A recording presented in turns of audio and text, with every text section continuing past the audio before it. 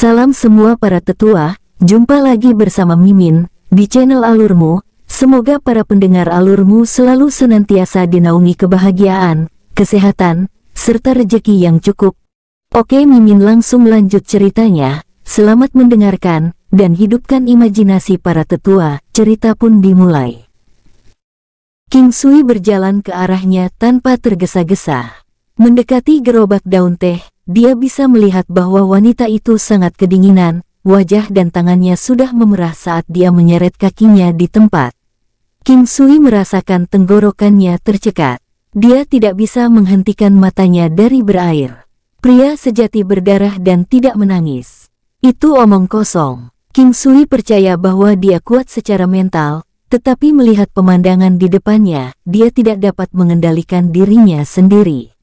Pria yang tidak menangis hanyalah orang-orang yang belum merasakan sakit emosional pada tingkat intensitas itu. Hati King Sui adalah dipenuhi kecemasan saat dia berdiri di depan gerobak daun teh wanita kurus itu.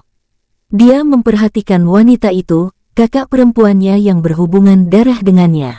Pada saat itu, dia merasakan ikatan yang tak terlukiskan di antara mereka berdua. Itu adalah perasaan misterius yang samar-samar dan tidak dapat dijelaskan, dan itu ditambah dengan kehangatan di hatinya. Dia bertanya-tanya apakah dia merasakan telepati ini karena mereka berhubungan. Wanita itu mendongak untuk melihat pria yang tertutup salju yang mendekat ke arahnya. Dia sangat tampan, dan ciri yang paling menawan adalah sepasang mata yang jernih. Tapi sekarang kelihatannya agak merah. "Berapa teh merah ini?" ucap King Sui bertanya dengan lembut. 10 koin tembaga, ucap wanita itu menjawab dengan suara cepat yang lembut yang membawa rasa kesepian. Itu adalah semacam kesepian yang mendalam yang mencapai jiwa batinnya, dan bukan sesuatu yang bisa ditunjukkan melalui kepura-puraan. "Teh bunga gunung, 10 koin tembaga. Bagaimana dengan daun pir gunung?" 10 koin tembaga, jawabnya. Setelah bertanya, King Sui menemukan bahwa daun teh masing-masing adalah 10 koin tembaga. "Apa yang bisa kamu dapatkan dengan 10 koin tembaga? Kamu bahkan tidak bisa mendapatkan makanan yang mengenyangkan dengan 10 koin tembaga," ucap King Sui. Wanita itu diam tanpa kata. Dia merasa seolah-olah hatinya diiris dan dia perlahan-lahan menghubungkan penyebab emosi ini dengan klan Yan. "Aku ingin ini dan ini," perintah King Sui semua daun teh yang tersisa. King Sui hanya ingin dia bisa kembali ke tempat penampungan yang pasti akan lebih hangat daripada berdiri di sini. Totalnya 3 tael perak. King Sui menerima tehnya. Dia tidak berani membayarnya lebih atau melihat wajahnya sekali lagi. Dia takut dia akan melihat air mata yang jatuh dari matanya. "King Sui, tolong biarkan ibu pergi ke sana. Ibu tidak butuh apa-apa lagi, ibu hanya ingin membiarkan dia memakai ini." King Yi terisak dengan air mata mengalir begitu dia melihat King Sui. Jika si King Zuang tidak benar-benar menahan King Yi, dia akan melakukannya dalam sekejap. King Sui memberitahu mereka untuk tidak pergi. Ini bukan waktu yang tepat. Mereka hanya harus menahan diri sebentar lagi. Ini hanya akan memakan waktu beberapa saat. "King Sui, kamu mengatakan kepadaku bahwa dia sedang menungguku, bahwa aku adalah harapannya. Lalu, mengapa kita harus membiarkan dia menderita seperti ini?" "King Sui, ibu merasa tidak enak, sangat buruk." King Yi sudah lama melepas mantel bulunya, memakainya membuat sakit hatinya semakin parah. Dia tidak peduli, bahkan jika angin dingin yang membekukan membuatnya menggigil. Hati King Sui juga dalam rasa sakit yang menyiksa, terutama setelah melihat raut kerinduan di mata ibunya. Dia awalnya bermaksud untuk mengumpulkan lebih banyak informasi tentang klan Yan sebelum bergerak. Dia kurang lebih tahu tentang situasi klan Yan dari Lai Chusong. Klan Yan dibagi menjadi 6 cabang. Tidak ada warisan langsung di klan Yan. Ini tidak berarti bahwa seseorang akan secara otomatis menggantikan posisi pemimpin klan jika seseorang berada di cabang utama. Yan Zongyue berasal dari cabang ke-6. Ayah King Sui, Yan Zongyue, adalah yang terbesar di antara 3 generasi klan Yan. Kepala klan Yan adalah kakek Yan Zongyue. Dengan penampilannya yang luar biasa, Sudah diputuskan bahwa dia akan menjadi kepala klan Yan masa depan tanpa keraguan, dengan satu syarat bahwa dia menikahi seorang wanita dari klan Xiao. Tapi semuanya berubah sejak wanita klan Xiao memasuki klan Yan. Yan Zongyue tidak menunjukkan minat pada wanita dari klan Xiao itu. Dia hanya menikahinya karena dia dipaksa oleh keadaan dan berada di bawah tekanan klan. Hanya orang-orang penting dalam klan Yan yang tahu beberapa alasannya, seperti kekuatan sebenarnya dari klan Xiao, serta fakta bahwa wanita itu dari klan Xiao hanya mencintai Yan Zongyue, sehingga bersikeras untuk menikahinya. Klan Yan tidak punya pilihan selain setuju. Namun, selama waktu itu, klan Yan sudah menyadari situasi Yan Zongyue di klan Qing, tapi wanita dari Xiao klan tidak peduli dan gigih tentang pilihannya.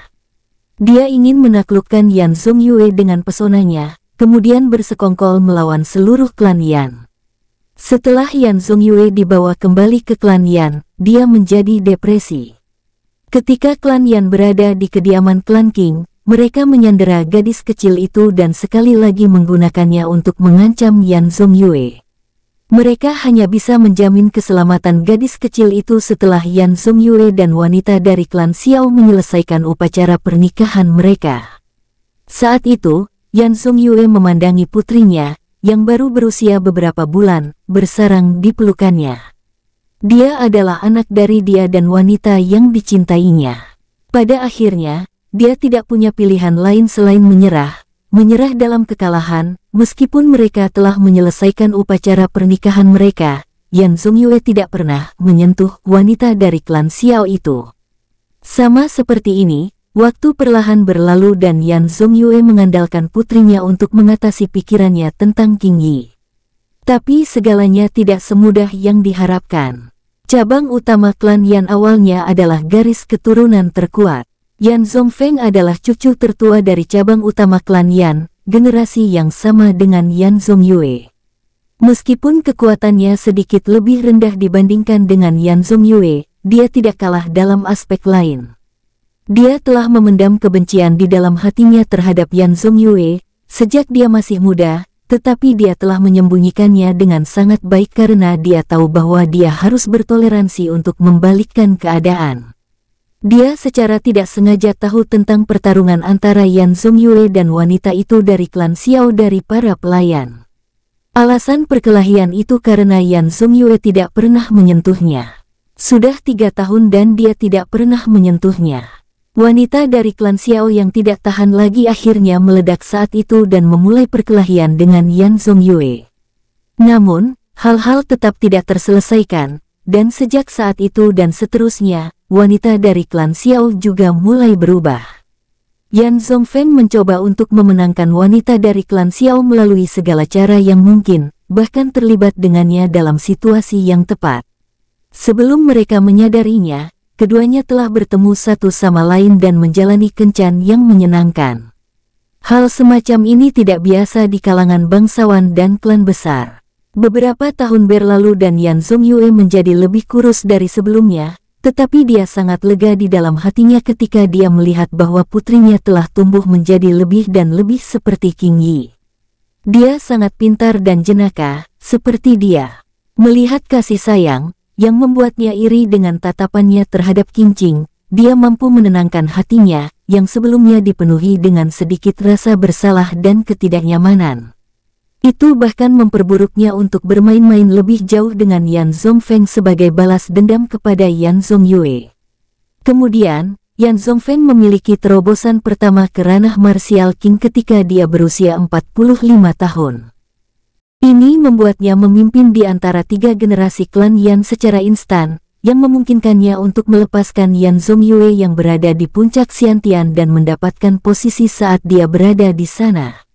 Usia 45 masih dianggap sebagai sangat muda, karena itu adalah usia dalam rentang 500 tahun. Pada hari yang sama, Yan Zongyue secara tidak sengaja menangkap aksi kecil antara Yan Zongfeng dan Xiao Xiyun. Tatapan genit mereka bertukar membuat Yan Zongyue mendidih karena marah. Terlepas dari segalanya, dia tetap nama istrinya. Jadi dia memutuskan untuk mengikutinya secara diam-diam pada malam itu. Sedikit yang dia tahu, dia akan kehilangan nyawanya karena melakukan ini. Yan Zongyue meninggal karena kematian yang tidak diketahui.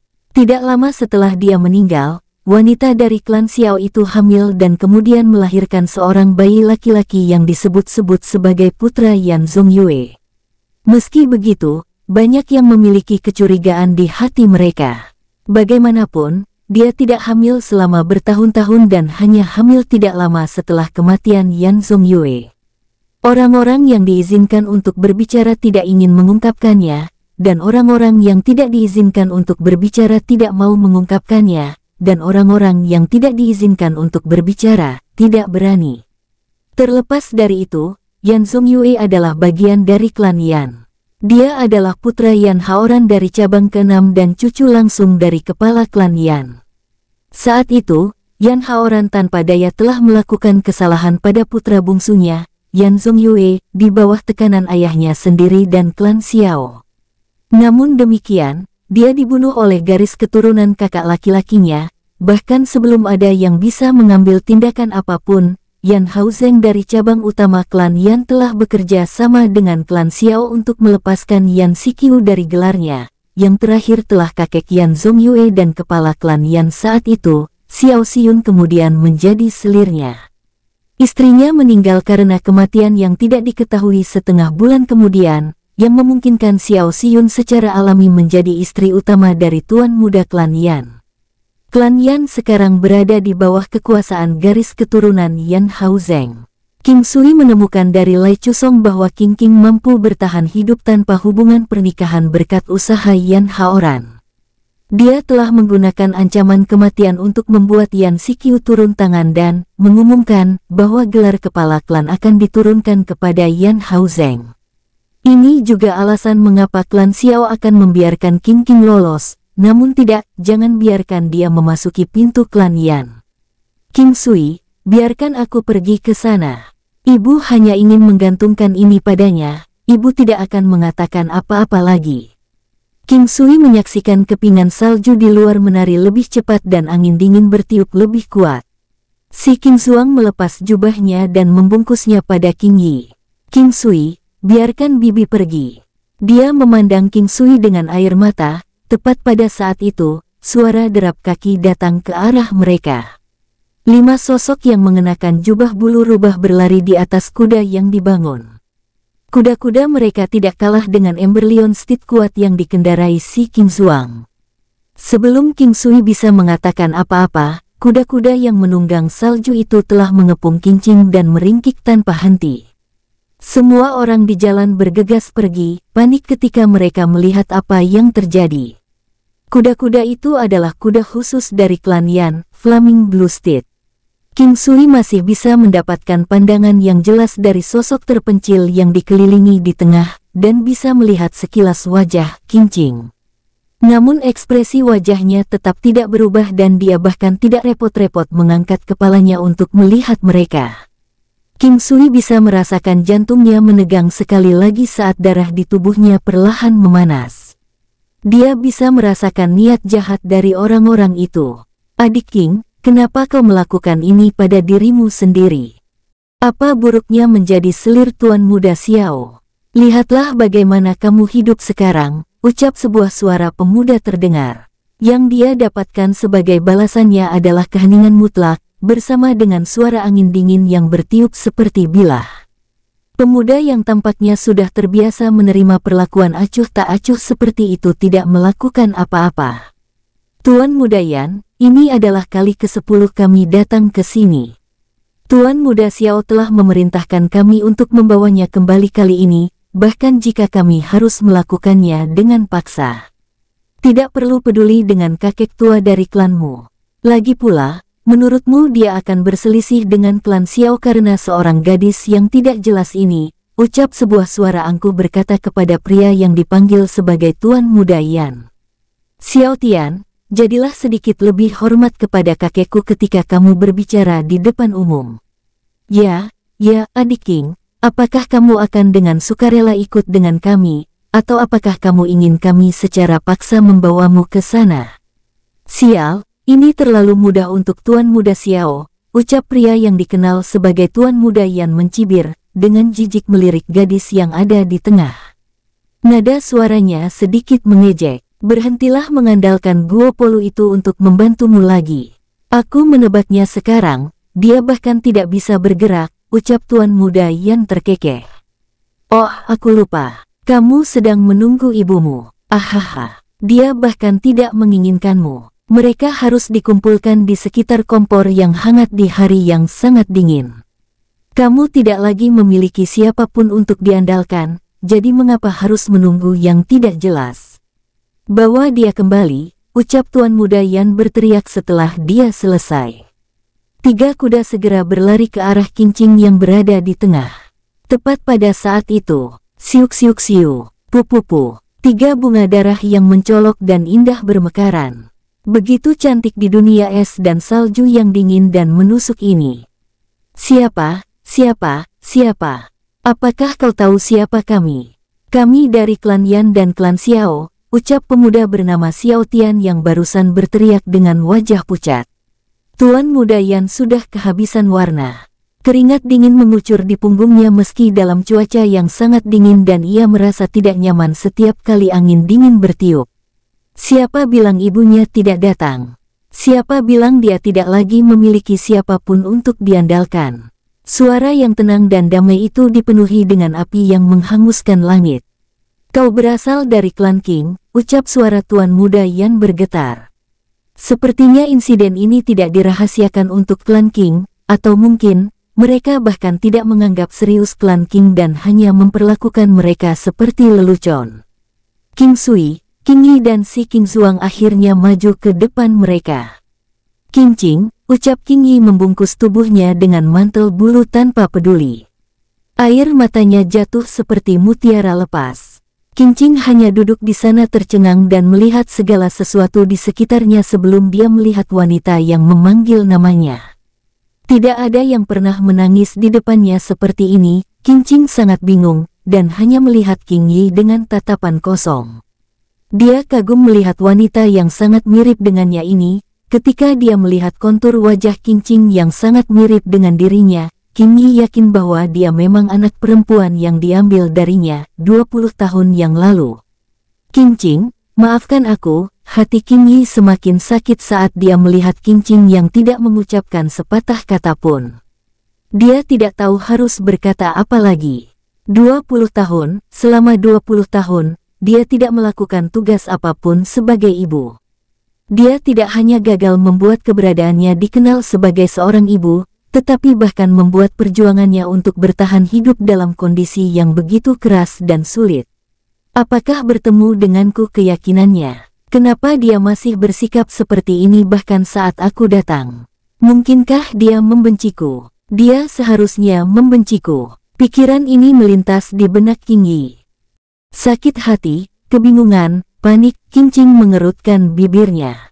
Dia hanya menatap King Yi dengan mata tanpa emosi di wajah apatisnya sebelum setetes air mata tiba-tiba terbentuk secara bertahap. Tetesan air mata kristal tunggal. Siapapun yang akrab dengannya pasti akan terkejut. Gadis ini tidak meneteskan air mata saat dia diusir dari pintu utama klan Yan. Sampai dia meneteskan setetes air mata di sini dan sekarang, itu adalah setetes air mata yang sangat jernih. King Ching, aku adalah ibumu.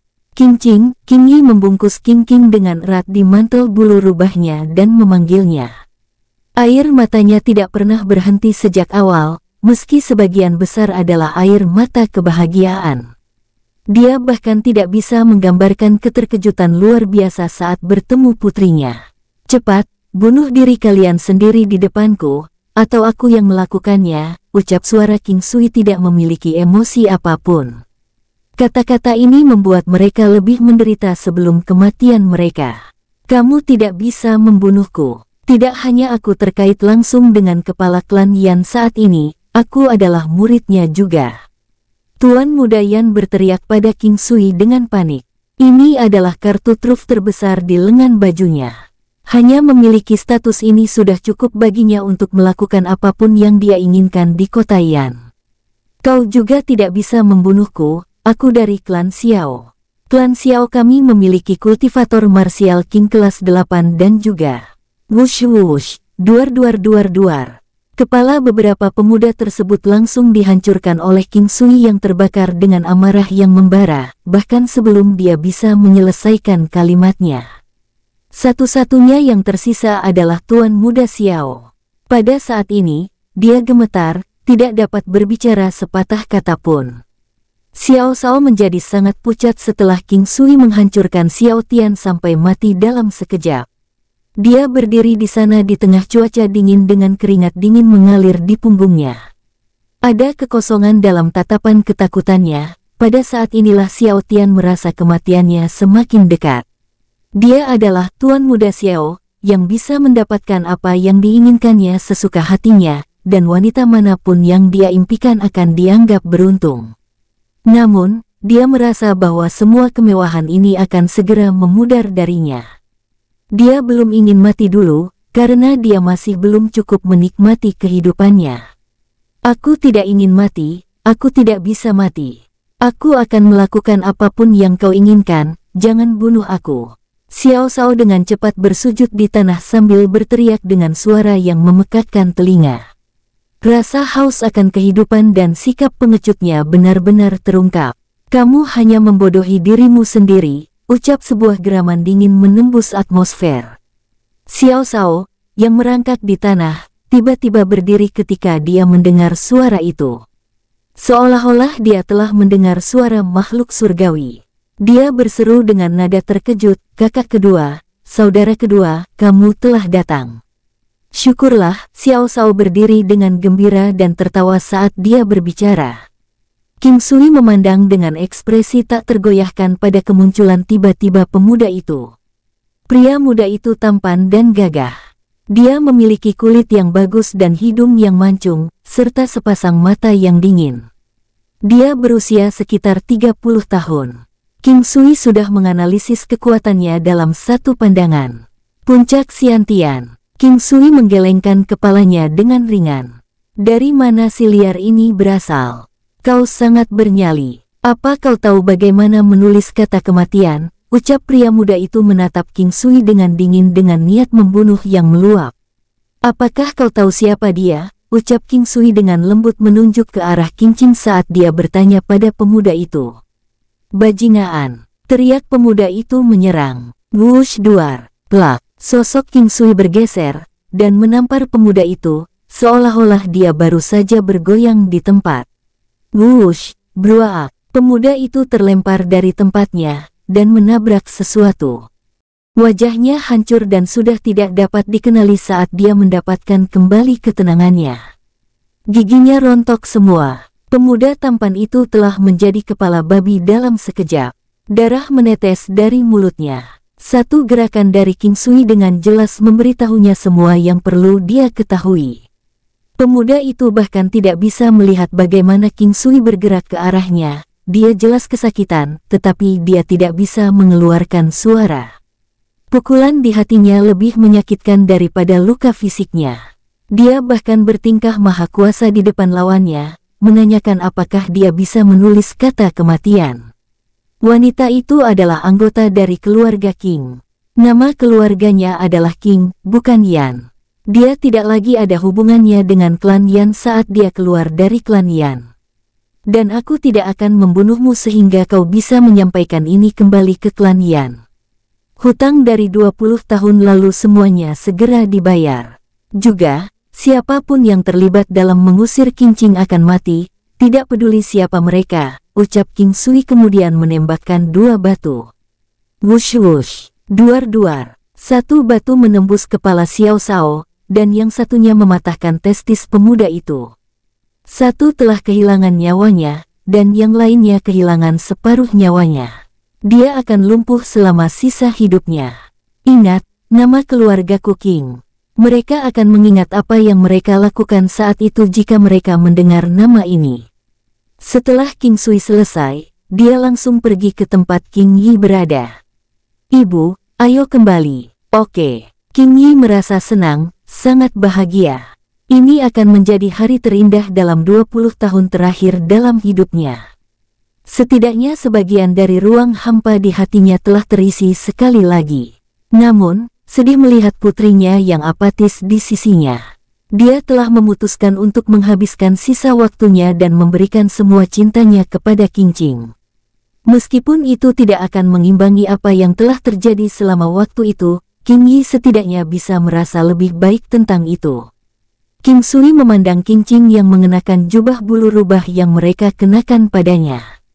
Kakak tersayang mungkin setahun lebih tua darinya, tapi yang ingin dia lakukan sekarang hanyalah memperlakukannya seperti adik perempuan. Karena dia ingin melindunginya. Kakak, Qing Sui tergagap saat dia mengucapkan kata itu. Dia harus menjadi orang yang membersihkan jalan untuk menyatukan kembali hubungan mereka. Untuk saat ini, Qing Yi tidak mungkin membiarkan putrinya memanggilnya ibu. Dia tidak bisa berharap untuk itu. Selama bertahun-tahun ini dia tidak pernah memberinya apapun kecuali penderitaan. Namun, Qing Sui bisa memanggilnya kakak perempuannya, dan dia melakukannya. Namun, sulit membayangkan seorang pria yang gagap dan begitu terus terang ketika dia baru saja menunjukkan ekspresi, tindakan, dan kata-kata dari seorang pria pembunuh. Qingqing menatap kosong pada pria yang memiliki ciri-ciri yang mirip dengan dirinya. Dia mengangguk dan berkata, "Kamu adalah orang yang membeli daun teh tadi." Qing Sui tertawa canggung dan berkata, "Kakak, ayo kembali dulu. Aku akan menjelaskan semuanya padamu nanti, oke?" Qingqing menganggukkan kepalanya. Bahkan dalam cuaca dingin yang keras ini, dia masih tenang. Qing Sui bertanya-tanya, apakah ada orang lain kecuali Guo Polu yang membeli daun teh yang dia jual? Qing Sui terkejut bahwa kereta binatang itu masih di tempat yang sama di mana mereka pergi. Dia segera masuk ke dalam gerbong kereta bersama semua orang. "Tuan, tolong bawa kami kembali ke kediaman Lai, ini uangnya." Qing Sui memberinya 2 kali uang yang dia berikan padanya untuk pertama kalinya. "Tuan muda, ini terlalu banyak," ucap orang tua kekar dengan cepat berkata sambil mengemudikan keretanya dengan tergesa-gesa. Tidak mudah bagi orang tua seperti Anda untuk mengemudi di tanah yang tertutup salju ini. Anda pantas mendapatkannya, ucap Qing Sui tersenyum. Mimin geser, di tempat lain. Kediaman klan Yan. Ketika pemuda itu kembali, dia segera menarik perhatian semua orang dengan wajahnya yang cacat. Banyak orang berseru kaget, dan segera, berita itu menyebar ke para tetua klan Yan. Pada saat yang sama, mata-mata klan Yan telah melaporkan kejadian itu kepada Master klan Yan, Yan Haozeng. Cabang senior klan Yan dengan cepat mengadakan pertemuan keluarga. Hanya anggota cabang senior yang akan hadir karena 5 cabang lainnya hampir dimusnahkan. Pertemuan tersebut diadakan di aula besar. Ratusan kursi telah diisi oleh orang-orang yang berkisar dari anak muda hingga pria lanjut usia. Pria tegak yang duduk di kepala meja itu berusia sekitar 50-an. Rambut dan alisnya semuanya putih, tapi wajahnya bebas dari kerutan. Ciri yang paling menonjol adalah matanya. Mereka tampak bijak dan cerdas, dia tampak seperti orang berpangkat tinggi yang mengenakan jubah brokat kuning. Pria itu memiliki aura yang ganas yang bisa menembus siapapun seperti pisau, itulah sebabnya tidak ada yang berani menatap matanya. Pria ini adalah master dari klan Yan, Yan Haozeng. Hari ini kami telah mengumpulkan semua orang di sini untuk alasan yang jelas. Kalian semua harus tahu apa yang terjadi sebelumnya. Bagi mereka yang berada di luar lingkaran, kalian dapat menyatakan pertanyaan kalian sekarang juga. Jangan lebih dari 8 menit, ucap Yan Haozeng berkata tanpa banyak melebih-lebihkan, namun, semua anggota di bawah diam. Yan Haozeng tetap menutup matanya dan menunggu waktu berlalu. Ketika 8 menit berlalu, Yan Haozeng perlahan membuka matanya dan menyapu pandangannya ke seberang aula. Orang-orang dari klan Qing datang lebih awal. Ini adalah konsekuensi yang ditinggalkan oleh cinta malang Yan Zongyue dari cabang ke-6. Pria itu menuntut hutang klan Yan kepada klan Qing, serta kematian mereka yang terlibat dalam masalah mengusir bocah perempuan kecil itu dari Yan Residence. Yan Haozeng mengamati ekspresi dari kerumunan di bawah saat dia berbicara. Kegilaan. Ketidaktahuan. Apa yang dilakukan oleh rakyat desa rendahan terhadap kita? Pria lain berusia 30-an yang tampak mirip dengan Yan Haozeng pucat-pucat saat dia mengepalkan kedua tinjunya dengan erat. Zhongfeng, apakah kamu ingin mengatakan sesuatu tentang masalah ini? Ucap Yan Haozeng menamai kepalanya dengan putranya yang paling luar biasa, namun sangat cerdas. Ayah, Yi Xiao telah meninggal dan Yi Dao telah lumpuh selama sisa hidupnya. Aku akan menghancurkan bajingan itu menjadi beberapa bagian. Adapun bocah perempuan itu, kita seharusnya tidak menahannya sejak awal jika ini yang akan terjadi, ucap Yan Zhongfeng dengan marah. Hubungan antara kerabat dalam klan berpengaruh besar bisa rapuh. Bahkan saudara yang memiliki hubungan darah akan berusaha membunuh satu sama lain. Namun, Yan Zhongyue dan Yan Zhongfeng tidak memiliki hubungan darah. Yan Haozeng dan Yan Haoran, di sisi lain, adalah saudara yang memiliki hubungan darah, tetapi semua itu tidak penting lagi. Akankah Yan Haozeng merawat saudaranya ketika dia telah memaksa ayahnya sendiri turun dari otoritas? Apakah kamu pikir kamu mampu membunuhnya? Ucap Yan Haozeng masih tenang, seolah tidak peduli pada cucunya. Dia hanyalah boneka yang rambutnya belum tumbuh sepenuhnya. Jika aku tidak bisa menang melawan dia, aku mungkin juga bunuh diri. Yan Zhongfeng menjawab tanpa ragu-ragu. Dia sangat marah, karena putranya sendiri telah meninggal dan putranya yang paling menonjol menjadi lumpuh. Paman Li, bagaimana menurutmu tentang ini? Yan Haozeng bertanya kepada orang tua yang gemetar di pojok kiri bawah dengan sangat hormat. Kita tidak bisa melepaskannya. Tapi ada yang mencurigakan tentang ini, tapi aku tidak tahu apa. Aku sudah terlalu tua, ucap orang tua itu menggelengkan kepalanya dengan lembut. Seorang pria paruh-baya berpakaian hitam maju ke arah Yan Haozeng dan membungkuk, aku memiliki pesan dari klan Xiao. Dia telah dikirim oleh Yan Haozeng untuk mengumpulkan laporan dari klan Xiao. Tuan, ini adalah balasan dari klan Xiao mengenai pemuda itu. Mereka telah memeriksa latar belakang pemuda itu. Dia adalah tetua termuda di Istana Surgawi. Mereka meminta kita untuk tidak bertindak gegabah. Klan Xiao juga telah mengambil tanggung jawab untuk mengurusnya, ucap pria berpakaian hitam itu membungkuk di depan Yan Haozeng saat dia menyampaikan laporannya. Seperti riak dari batu yang dilemparkan, seluruh ruang pertemuan menjadi langsung sunyi. Istana Surgawi adalah salah satu sekte terkuat di benua Green Cloud. Selain itu, pemuda itu adalah penatua termuda abad ini. Itu berarti dia mendapat dukungan yang sangat berpengaruh di belakangnya. Kalau tidak, dia tidak akan berani membuat keributan dan mengatakan semua hal itu. Baiklah, pertemuan ini ditunda. Tidak ada yang boleh bertindak sembarangan, ucap Yan Haozeng dengan cepat pergi saat dia menyelesaikan kata-katanya. Di tempat lain, King Sui dan yang lainnya kembali ke kediaman Lai dengan sangat cepat. Tanahnya sudah tertutup lapisan salju yang tebal. Untungnya, mereka semua telah berkultivasi untuk menahan salju yang dingin, termasuk King Qing yang memiliki kekuatan kelas dasar komandan bela diri. Ketika mereka mencapai pintu utama ke kediaman klan Lai, Lai Chusong dan beberapa pria sudah berada di pintu masuk. Tuan King Sui, Anda kembali. Ucap pria paruh-baya berbicara kepada King Sui tersenyum ramah. Dia adalah tuan tua klan Lei, ayah Lai Chusong, seorang pejuang bela diri yang lumayan kuat. Paman, panggil saja aku King Sui. Saudara Chusong dan saya berteman, ucap King Sui berkata sambil tersenyum ketika dia melihat ekspresi pria paruh-baya itu. Baiklah, King Sui, bisakah kita bicara, ucap pria paruh-baya itu. King Sui memberi isyarat kepada ibunya, si King Zuang dan King Qing untuk pergi lebih dulu. Mari nak King Sui, ikut dengan paman, ucap orang tua itu sambil tersenyum. King Sui, Lai Chusong, dan beberapa orang lainnya mengikuti tuan tua Lai Jiutian ke sebuah paviliun. Beberapa dari mereka tiba satu demi satu di paviliun tertinggi klan Lai, dan memasuki ruangan yang terang benderang dan luas. Sebuah meja mahal ditempatkan dengan rapi tanpa setitik debu di permukaannya. King Sui, paman menyadari situasimu. Otomatis, Klan Yan sekarang telah bermusuhan dengan klan Lai juga, jadi aku harus memberitahumu sesuatu sekarang, ucap Lai Jiutian berkata setelah merenung sejenak. Paman, jangan khawatir. Aku tidak akan membiarkan bahaya menimpa klan Lai. Tolong jangan khawatir, ucap King Sui meyakinkannya dengan serius, dan nada suaranya cukup tegas.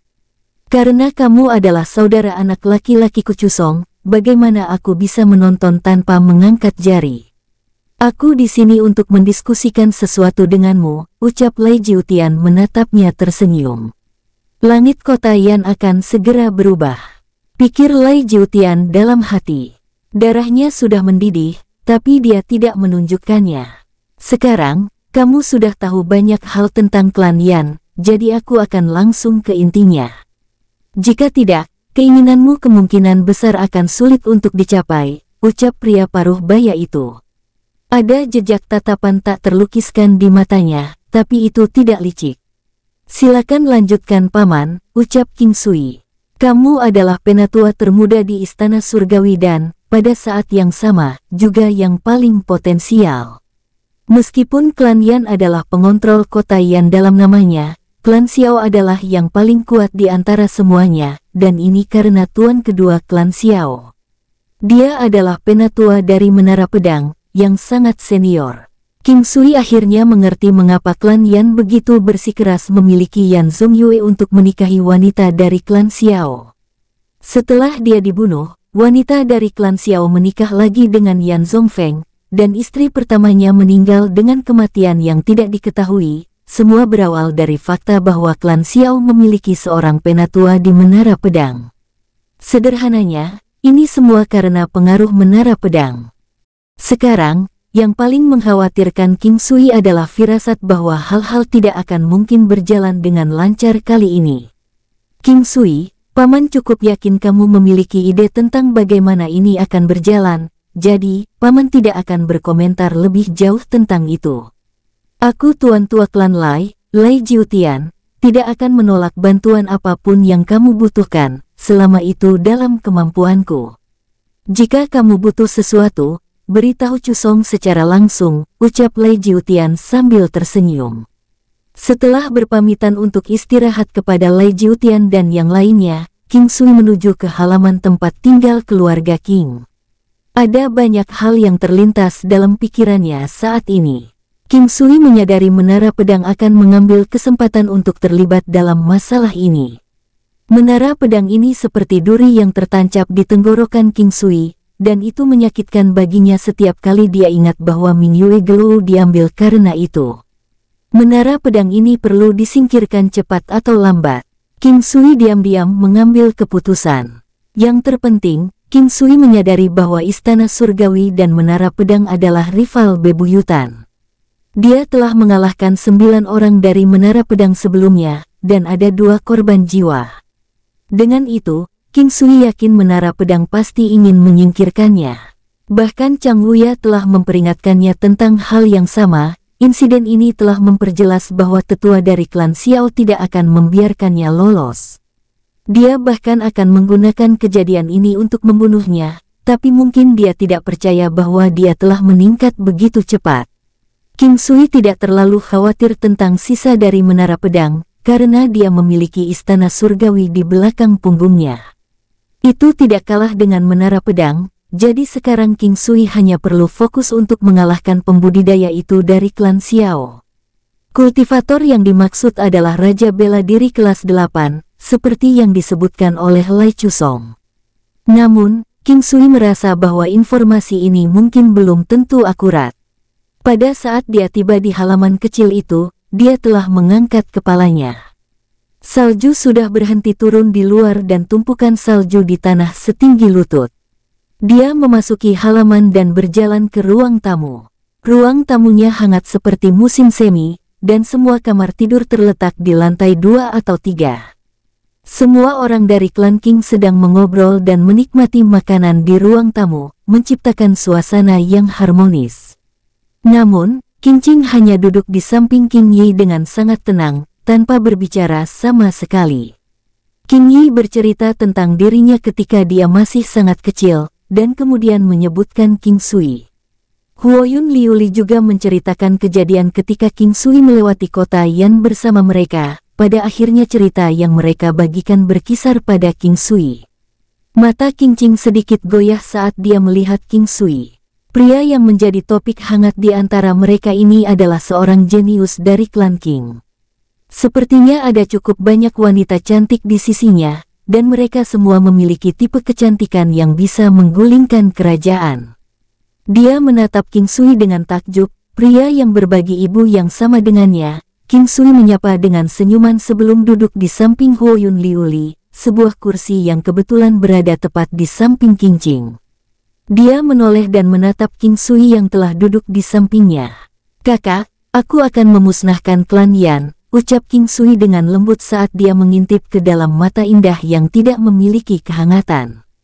Terlepas dari itu, King Sui masih menemukan sedikit kehangatan dari King Qing, yang terlihat seperti ibunya. King Qing mendengarkan kata-kata tenang King Sui. Sangat dibutuhkan kepercayaan diri untuk bisa mengucapkan kata-kata itu. "Ayah, yang paling menyayangiku sudah meninggal. Itu adalah perbuatan Yan Haozeng dan klan Xiao. Ayah tidak akan mati dalam kematian yang damai," ucap King Qing perlahan berkata kepada King Sui. Keluhan di mata itu membuatnya merasa kesepian. "Kakak, kita akan pergi ke klan Yan besok untuk membalas perbuatan apa yang telah mereka lakukan." Di tempat lain, kediaman klan Yan. Sementara itu, di cabang ke-6 klan Yan, Yan Haoran berkumpul dengan keluarganya. Meskipun dia tidak berpartisipasi dalam urusan utama klan Yan, dia masih menyadari banyak hal sekarang, kedatangan King Sui, fakta bahwa dia adalah anak dari putranya sendiri, dan juga fakta bahwa dia adalah penatua termuda istana surgawi dalam sejarah. Cabang ke-6 tidak terlalu besar. Yan Haoran hanya memiliki 3 putra, dengan Yan Zongyue menjadi yang termuda yang saat ini sudah tidak ada lagi. Menantu perempuannya juga telah menjadi istri utama dari cabang utama. Cucu perempuannya, yang ditinggalkan sendirian di dunia ini, dipaksa keluar dari klan Yan tanpa ada yang bergantung. Sebagai kakeknya, dia tidak berdaya. Ikatan keluarga adalah sesuatu yang tidak penting bagi keluarga bangsawan besar, dan demi membiarkan gadis kecil itu bertahan hidup, dia hanya bisa acuh tak acuh tentangnya. Tapi sekarang, ibunya telah datang. Klan Qing memiliki kekuatan sekarang. Mereka sudah memiliki kekuatan untuk membawa King Qing kembali. Ucap Yan Haoran merasa sedih dan bahagia pada saat yang sama, dan matanya menjadi basah karena air mata. Kemalangan putranya akhirnya akan segera diselesaikan. Itu hanya mendorong putranya menuju kematian yang menyedihkan. Yan Haoran memiliki 2 putra lainnya, tetapi kekuatan mereka hanya umum. Selain itu, mereka memiliki lebih dari 10 anak muda, tetapi mereka terdiri dari 80% perempuan. Jika itu King Sui, dia pasti bisa mengenali salah satu dari mereka. Yan Linger. Dia saat ini duduk di sana dengan putus asa. Dia tanpa sadar mengingat semua yang telah terjadi antara dia dan King Sui. "Terima kasih, aku Yan Linger. Senang bertemu denganmu. Aku King Sui." "Terima kasih kakak King Sui. Klanku berasal dari kota Yan, yang berada di negara Yanjiang. Mereka masih memiliki kekuatan di kota Yan. Jika kakak King Sui pergi ke kota Yan, aku pasti akan menyambutmu dengan baik." Yan Linger telah mengerti segalanya, alasan mengapa King Sui tidak membiarkan dia memanggilnya kakak, mengapa dia sangat membenci klan Yan, mengapa dia begitu peduli tentang seorang wanita yang menjual daun teh di jalanan kota Yan. Yan Linger tidak bisa lagi mendengar apapun yang mereka katakan. Semuanya jelas baginya sekarang. Dia adalah saudara laki-lakinya dan dia datang untuk menagih hutangnya. Dia tidak diizinkan untuk jatuh cinta padanya. 2 jejak air mata mengalir di pipinya. Dia sudah tahu bahwa tidak ada harapan dalam hal ini, namun kenapa hatinya masih sakit seperti ini? Mengapa air matanya masih jatuh? Yan Linger diam-diam mengeringkan air matanya.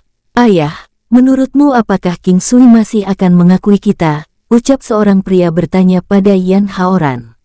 "Mengakui kita? Apakah kau ingat bagaimana klan Yan memperlakukan klan Qing saat itu? Klan Yan kita membawa pisau ke tenggorokan kakek King Sui. Kamu mendengar pesan dari kata-kata King Sui. Dia berpesan siapapun yang terlibat dengan King Ching harus mati, tidak peduli siapa mereka, ucap Yan Haoran menghela nafas dengan sedih. Kalau saja aku punya adik seperti ini, itu sangat membanggakan, gumam Yan Singer. Yan Linger tidak diizinkan pergi ke istana surgawi lagi. Ini adalah keputusan yang dibuat oleh klan Xiao karena seseorang dari klan Xiao adalah penatua Menara Pedang. Hal-hal mungkin meningkat antara istana surgawi dan Menara Pedang, dan tidak mengherankan jika perang pecah di antara mereka. Tapi kakek, kami tidak terlibat dalam insiden itu, ucap seorang pemuda kekar. Dia dianggap sangat kuat di antara klan Yan. Nama belakangnya adalah King, bukan Yan. Kakek, kita tidak ada hubungannya dengan King Ching yang dikeluarkan dari Yan Residence. Aku adalah kakeknya. Kalian semua adalah paman dari anak saudara laki-laki kalian. Sudahlah, mari kita lupakan apakah kalian terlibat atau tidak. Fakta bahwa kalian tidak melakukan apa-apa, sudah merupakan kejahatan bagi King Sui. Apalagi jika kalian melakukannya, jangan berharap untuk hidup lama, ucap Yan Haoran lirih. Tapi darah di nadinya adalah darah klan Yan, dan dia adalah cucumu, ucap pemuda dengan tenang. Dia adalah orang muda selain pemuda kekar di cabang ke-6. Menurutmu apakah darah yang mengalir melalui pembuluh darah kita sangat berharga? Apakah kamu tahu apa yang dia katakan kepada Yan Yidao setelah dia membunuh Yan Yixiao? Ucap Yan Haoran memandang cucu bodohnya dengan kecewa. Dia tidak ada hubungan darah dengan klan Yan, dia dari klan King, dan nama keluarganya adalah King, bukan Yan. Dari saat gadis kecil itu melangkah keluar dari Yan Residence, dia tidak memiliki hubungan dengan klan Yan apapun. Kata-kata ini dianggap penghinaan terhadap seluruh klan Yan. Ini adalah hubungan antara King Sui dan klan Yan. Hubungan yang tidak dapat didamaikan. Dan Mimin pindah cerita di tempat lain. Di dalam alam Valet Jade Immortal, King Sui baru saja menyelesaikan pelatihannya untuk saat ini. Kekuatannya telah tumbuh sedikit, tetapi teknik penguatan kuno masih dalam siklus ke-136 dari Qi yang bersirkulasi. Namun, itu akan segera mencapai siklus ke-137. Meskipun dia hanya mengumpulkan energi untuk terobosan, waktu yang dibutuhkan untuk melakukannya menjadi lebih lama. Namun, kekuatan yang didapat juga meningkat secara progresif untuk terobosan berikutnya. Dalam hal ini, dibutuhkan waktu lebih dari 3 tahun untuk siklus ke-136 dari Qi bersirkulasi untuk mencapai siklus ke-137. Di dunia nyata, itu akan memakan waktu sekitar 1 bulan. Saat dia sedang mencuci muka dan berkumur, dia melihat 3 lukisan kecantikan tergantung di layar lipat, yang dilukis dengan pemandangan sungai dan pegunungan yang megah. Dia mengenali 2 wanita di dalam lukisan tersebut, kecuali yang halus di tengah. Dia tidak yakin apakah orang seperti itu benar-benar ada di dunia 9 benua. Hal berikutnya yang perlu dilakukan King Sui adalah mulai membuat bulu rubah yang tersisa. Pada akhirnya, sukses. 1 jubah bulu rubah ungu. 1 jubah bulu rubah merah. 2 jubah bulu rubah putih salju. Kualitas dari jubah tersebut sangat mirip dengan yang dia buat sebelumnya. King Sui merasa lelah ketika dia keluar dari alam Valet Jade Immortal. Jadi dia langsung pergi tidur. Singkat cerita, pagi tiba. Setelah sarapan, dia kembali ke kamar dan pergi memasuki alam Valet Jade Immortal.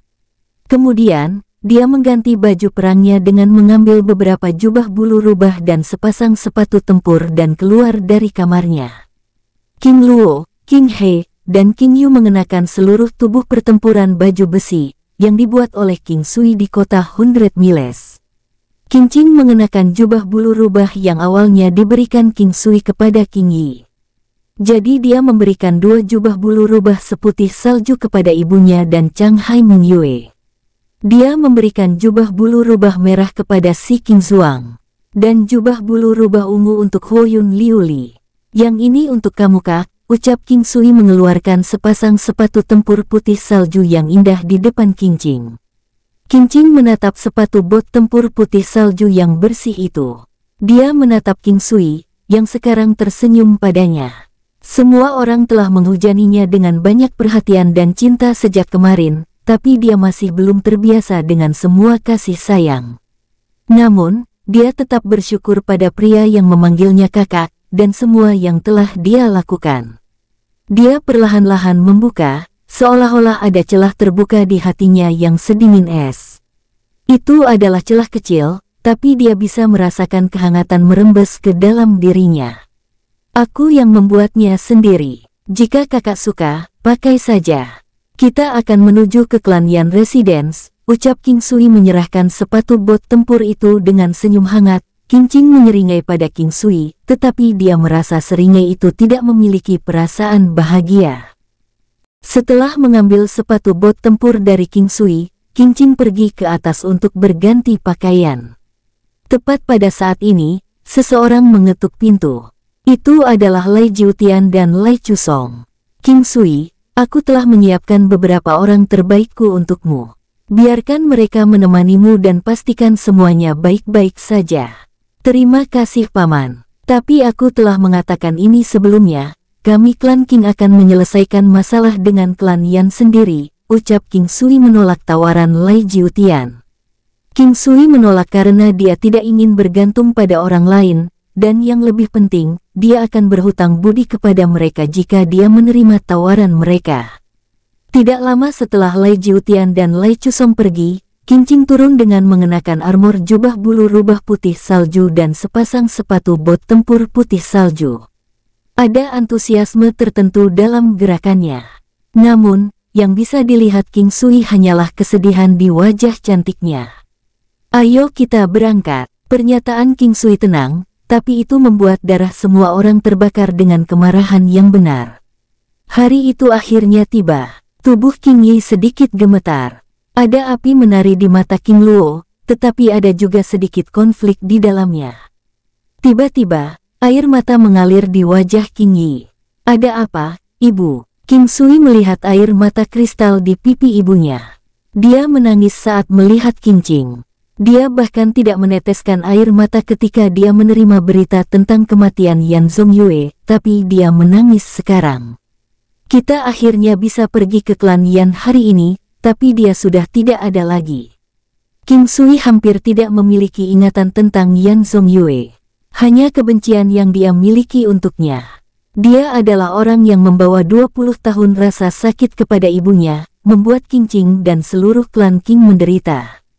King Sui tahu bahwa ibunya masih merindukannya ketika dia melihat air matanya. Mungkin dia menekannya sebelumnya. Tetapi sekarang mereka akan menghapus klannya, dia diingatkan akan kematiannya yang menyedihkan dan bahkan tahu bahwa dia masih mencintainya. Itu sangat menyakitkan baginya. Selama 20 tahun terakhir, King Sui tahu bahwa ibunya telah merindukan hari ketika dia akan kembali untuk mereka berdua. Tetapi dia akhirnya menunggu selama 20 tahun dan tidak menyangka bahwa dia sudah mati dan putri mereka telah sangat menderita. Qing Qing, yang ada di sampingnya, sama-sama sedih. Dia adalah orang yang paling penting baginya. Meskipun sudah 10 tahun sejak dia meninggalkannya, itu masih menyakitkan setiap kali dia memikirkannya. Dia menatap saat pertama kali melihat King Sui, bukan karena dia tampan atau dia terlihat mirip dengan dirinya sendiri, tetapi karena dia sangat mirip dengan ayahnya. Dengan Lai Jiutian dan yang lainnya mengirim mereka pergi, King Sui dan yang lainnya naik kereta binatang yang mewah dan menuju ke klan Yan perlahan. Hari itu akhirnya tiba. Klan Yan, aku datang. King Sui menghela nafas dalam hati. King Sui, ini adalah pertama kalinya Qing Qing memanggil King Sui. Ini membuat King Sui sangat bersemangat, bahkan lebih dari saat dia menerobos ke lapisan surgawi kelima. Sejak kontak pertama mereka, King Sui tidak melihat inisiatif dari kakak perempuannya untuk berbicara dengan siapapun. Ada apa, saudari? Aku akan mendengarkan apapun yang kamu katakan, ucap King Sui sambil tersenyum. Tolong selamatkan garis keturunan ayah. Mereka adalah cabang terlemah di antara klan Yan, kata Qing Qing pelan. King Sui mengangguk dengan cepat. Dia telah mendapatkan banyak pengetahuan tentang klan Yan sekarang, terutama di cabang utama. Meskipun penting untuk menggali akar saat menyiangi, dia telah membuat Wenren Wugu mendapat masalah karena dia tidak melakukannya dengan benar di masa lalu. Dia hampir menyesalinya selama sisa hidupnya. King Sui awalnya berencana untuk menyingkirkan seluruh klan Yan. Ketika dia mendengar bahwa Yan Zongyue telah meninggal, dia bahkan lebih bertekad. Tetapi sejak Qing Qing bersuara, King Sui hanya bisa menurut karena dia tidak ingin dia sekali lagi menutup pintu hatinya, yang akhirnya terbuka, akan sulit untuk membukanya kembali setelah dimatikan. Kereta binatang itu berhenti tiba-tiba. "Tuan, ada beberapa orang di depan." Pengemudi itu memberitahu King Sui yang ada di dalam gerbong tersebut. King Sui segera tahu apa yang sedang terjadi ketika dia mendengar kata beberapa orang di depan. Mereka tidak terlalu jauh dari sana sekarang, dan tidak mungkin klan Yan membiarkan mereka bersenang-senang dalam perjalanan mereka ke sana. "Ayo turun, kita sudah dekat, ayo jalan saja," ucap King Sui dengan lembut sebelum memimpin semua orang turun dari kereta. King Yi dan para wanita lainnya turun satu demi satu. King Sui dan beberapa pria lain dari klan Qing mengenakan baju besi lengkap sementara para wanita mengenakan mantel bulu rubah. Mereka menarik banyak perhatian dari lingkungan mereka di bawah matahari musim dingin, banyak yang berhenti di jalur mereka. Begitu banyak keindahan muncul secara tiba-tiba sehingga wajar bagi pria dan wanita untuk menatap dengan rasa iri. Jenis obsesi terhadap kecantikan ini hanyalah manusia biasa. Ini adalah pertama kalinya aku melihat beberapa keindahan di kelas ini, terutama yang berbaju putih. Lihat yang memakai mantel bulu rubah ungu. Dia tipe yang patuh. Tipe wanita seperti ini paling bagus diranjang. Yang berbaju merah itu yang cantik. Dia memiliki eksterior yang dingin namun dia mengenakan warna merah menyala. Jenis keindahan dingin yang sangat luar biasa. Aku ingin tahu siapa yang cukup beruntung untuk mendapatkan rasa dari mereka. King Sui melihat kederetan tidak kurang dari 20 orang yang berdiri di kejauhan. 3 pemuda berdiri di depan, 2 pemuda menarik yang berusia sekitar 30 tahun sementara yang lainnya gemuk. Sayang sekali dia memiliki sepasang mata sipit yang langsung membuatnya menjadi gemuk dan terlihat garang. Hal yang paling menarik dari dirinya adalah palu kembar di tangannya. Masing-masing kepala palu berukuran sangat besar dan memancarkan udara mendominasi yang menarik banyak diskusi di antara orang-orang di sekitarnya. Yan Yixiong dari klan Yan ini dikatakan terlahir dengan kekuatan yang tidak wajar. Dia bertubuh kekar dan diisukan bisa mengalahkan monster iblis dengan level yang sama seperti dirinya, ucap seseorang dengan iri sambil melihat sepasang palu raksasa di tangan Yan Yixiong. 2 yang berdiri di depan adalah yang berbakat dari generasi klan Yan saat ini. "Jadi, kau King Sui. Kau benar-benar tidak tahu luasnya langit dan bumi," ucap salah satu pemuda tampan dengan jijik. King Sui tampak sangat muda baginya. Meskipun dia telah mendengar tentang dia sebagai penatua termuda di Istana Surgawi, dia hanya tidak percaya bahwa King Sui adalah individu yang benar-benar mampu. Dia juga disebut sebagai anak ajaib sejak dia masih kecil. Di atas obat-obatan, bakat alami dan ketekunan, dia tidak kekurangan apa-apa, terutama pengalaman dari pertempuran nyata. Dia tidak akan kalah dibandingkan dengan orang-orang dari generasinya sendiri. Jadi setelah mengetahui bahwa usia King Sui hanya sedikit di atas 20 tahun, dia semakin meremehkannya dan bahkan merasa bahwa reputasinya tidak layak. "Kakak, apakah mereka dari garis itu?" ucap King Sui menoleh dan bertanya pada Qing Qing. Qing Qing menggelengkan kepalanya dengan ringan. Melihat Qing Qing menggelengkan kepalanya, pemuda di seberang mereka mulai mengejek secara lisan. Jadi dia menemukan seseorang untuk mendukungnya. "Dasar pelacur, dia bajingan, duar, jarak sekitar 10 meter bukanlah apa-apa." Pemuda itu dihentikan mendadak bahkan sebelum dia selesai dengan penghinaannya. King Sui sekarang berdiri di tempat dia sebelumnya berdiri. Ketika darah pemuda menghujani langit, semua orang di tempat itu membeku. King Sui sangat marah. Dua pemuda lain dari klan Yan berdiri di samping King Sui adalah seorang sedikit linglung dan tubuh mereka bahkan sedikit bergoyang. Yan Yifang adalah seorang kultivator Martial King level 1, salah satu kultivator kelas Martial King di antara generasi muda, yang klan Yan telah melakukan upaya yang tak terhitung jumlahnya dalam memelihara. Dia bahkan tidak bisa menahan teknik dari lawannya untuk dapat langsung membunuh kultivator kelas Martial King dengan satu teknik. Kekuatannya sudah jauh melebihi generasi muda, ucap pria kurus paruh baya tertinggi di antara kerumunan dengan lembut berbicara kepada lemak pendek di sampingnya. Itu pernyataan yang meremehkan. Jika kekuatannya dibandingkan dengan yang lain di dunia 9 benua, dia pasti akan tetap menjadi salah satu yang luar biasa di antara generasinya. Dia bahkan tidak menunjukkan kekuatan penuhnya sekarang, ucap lemak pendek memandang King Sui dengan senyuman, tidak pernah sekalipun mengalihkan pandangan darinya. Hanya satu teknik, itu terlalu keterlaluan. Itulah yang mereka sebut pemusnahan. Langit kota Yan akan berubah. Seseorang berteriak, menyebabkan keributan segera terjadi di jalanan kota Yan. Bunuh dia, ucap pemuda tampan yang tersisa tiba-tiba berteriak, tetapi kemudian dengan cepat mundur. Sayangnya King Sui tidak membiarkannya melakukannya. Terlalu mudah untuk membunuh seorang kultivator Martial King level 1 yang benar-benar kehilangan keinginannya untuk bertarung melawannya. Wush wush wush, slaas slaas slaas. Suara menusuk bisa terdengar ketika batu membelah udara, dan itu bahkan menghasilkan sedikit percikan api. Slaash, duar, itu menembus leher pemuda dan kemudian meledak.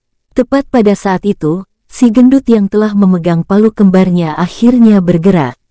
Tubuhnya mungkin gemuk, tapi serangan yang dia berikan seperti petir. Dia melakukan gerakan ayunan palu kembarnya dengan kekuatan terkuatnya yang menyeramkan dengan palu untuk menyergap King Sui yang sangat cepat dari belakang. Dalam sekejap ini, King Sui menyadari bahwa gendut ini adalah yang paling licik dan jahat di antara mereka bertiga, dan dia juga sangat tegas. Sayang sekali dia harus bertemu dengannya, dan klan Yan akan menyia-nyiakan pria berbakat seperti ini. Mereka hanya bisa menyalahkan diri mereka sendiri karena berada di bawah garis keturunan Yan Zhongfeng dan menyalahkan dirinya sendiri karena menjadi cucu Yan Haozeng. Di pada saat yang sama, King Sui mengaktifkan Tai Chi-nya dengan kedua tangannya. Kemudian dia melindungi kedua sisi kepalanya.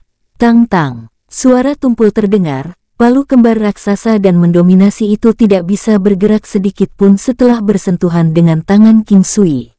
Saat itu, King Sui mengangkat kakinya ke belakang. Dia kemudian mengirimkan tendangan dengan serangkaian bayangan seperti sedikit pengeboran. Tendangan Tail Whip Harimau. 10 orang yang tersisa dari klan Yan di belakang dengan cepat bubar. Setelah menyaksikan tampilan kekuatan tirani King Sui di depan mereka, tidak ada hal lain yang benar-benar penting. Mereka segera melarikan diri untuk hidup mereka. Pembudidaya klan yang dipekerjakan klan Yan ini tidak signifikan bagi King Sui karena mereka hanya preman bayaran. Namun, ini tidak berarti bahwa King Sui akan membiarkan mereka lolos. Preman klan Yan adalah orang-orang yang telah mengarahkan pisau ke tenggorokan kakeknya saat itu, dan dengan paksa membawa pergi kakak perempuannya. Siu siu siu siu siu. King Sui menembakkan segenggam batu kecil berserakan. Ini juga pertama kalinya dia memamerkan teknik senjata tersembunyi semacam ini di area yang begitu luas. Tus tus tus tus tus, suara yang memanipulasi pikiran bergema dengan jeritan mengental darah sesekali, tapi semuanya dengan cepat kembali normal segera. Pemuda ini cerdas, tekniknya juga sangat ganas. Karma akhirnya menyerang klan Yan, terutama garis keturunan kepala klan Yan saat ini. Lihatlah apa yang murid-murid mereka lakukan setiap hari. Kejahatan yang kita timbulkan pada diri kita sendiri memang yang paling sulit untuk ditanggung. Aku ingin tahu apakah pemuda ini bisa mengubah langit kota Yan, ucap seorang pemuda bergumam dengan penuh minat. Matanya berbinar karena kegembiraan. Cepat beritahu Tuan Muda Polu bahwa Nona Kincing ada di sini. Pria ini sangat tampan. Bagaimana menurutmu, Sister Fei? Ucap seorang wanita tersenyum pada wanita jangkung lainnya. Dia memang sangat menarik. Dia pria yang sangat baik dan manis. King Sui mengabaikan diskusi yang terjadi di sekitarnya saat dia berbalik dan berjalan menuju King Yi dan King Qing. Dia melihat ke arah King Luo yang ada di samping mereka dan berkata, "Ayo pergi," ucap King Sui berdiri di samping King Yi dengan King Luo di sisi lain. Mereka perlahan-lahan menuju kediaman klan Yan, yang jauh di depan dalam pandangan mereka. Kerumunan secara otomatis berpisah untuk membiarkan mereka lewat, tetapi begitu King Sui dan yang lainnya lewat, mereka perlahan-lahan mengikuti di belakang mereka. Bagaimanapun, akan sangat disayangkan untuk melewatkan sesuatu seperti ini. Klan Yan. Kepala klan, 3 tuan muda, seorang pria tua yang halus tiba-tiba berdiri dari kursinya. Orang bodoh-bodoh yang tidak tahu luasnya langit dan bumi, tangan Yan Haozeng gemetar. "Bawakan aku yang dari cabang ke-6 ke sini secepatnya." "Cepat," teriak Yan Haozeng menggeram marah dengan wajah memerah. "Segera." Yan Haozeng berjuang dengan ekspresi sedih di wajahnya. Cabang ke-6, meninggalkan kutukan keberadaan ini, adalah kesalahan yang dibuat oleh anakmu saat itu.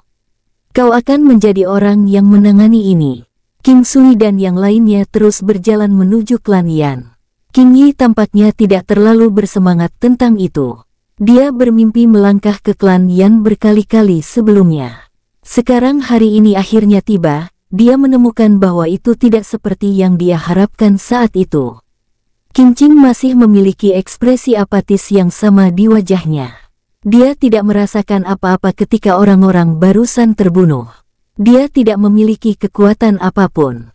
Tetapi jika dia melakukannya, dia tidak akan keberatan menyelesaikannya dengan tangannya sendiri. Baginya, ikatan keluarga adalah sesuatu yang menjadi tidak ada setelah kematian ayahnya, Yan Zongyue. Alasan dibalik permintaannya kepada King Sui dalam menyelamatkan garis keturunan cabang ke-6 adalah karena itu adalah rumah ayahnya. Keluarga ayahnya ada di sana.